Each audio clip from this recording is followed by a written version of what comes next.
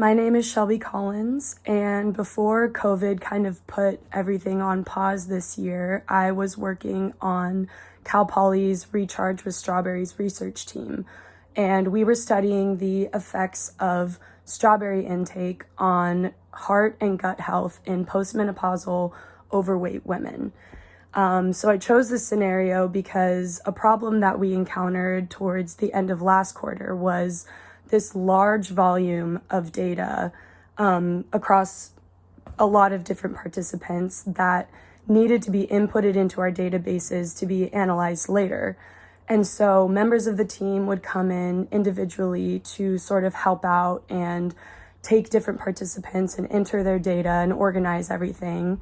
But with everyone sort of being on their own schedule and with the large amount of data that there was, we encountered problems with people not being sure which participants had already been entered or where people were leaving off on one participant. So some of the data would get missed, or people would have to go back and try to figure out what was missing or what needed to be done. And so the management principle that I've decided to focus on for this project is organizing. Because creating a streamlined system for data entry is very important, not only for making the process more successful and more accurate, but also helping all of the team members, and I guess you could call us, in this case, employees, to do their best in the most non-stressful and, I guess, easiest way.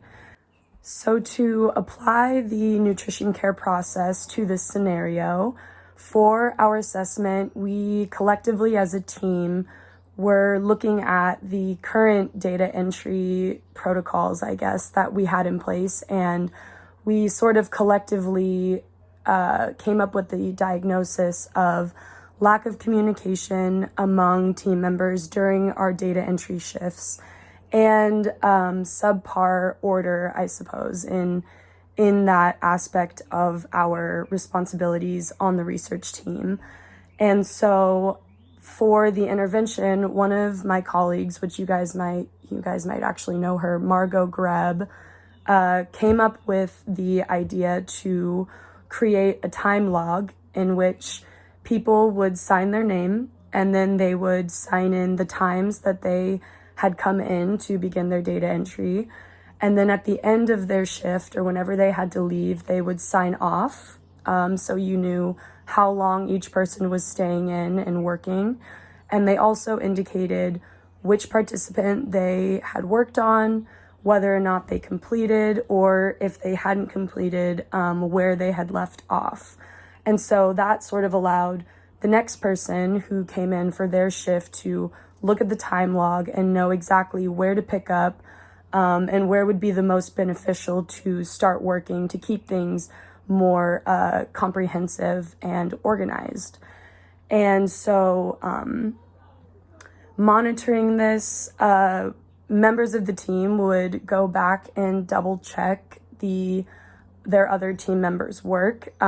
It's just like a research protocol. And so that was a good way of monitoring how well it was working or if it was successful. And it actually really was. It ended up being really helpful.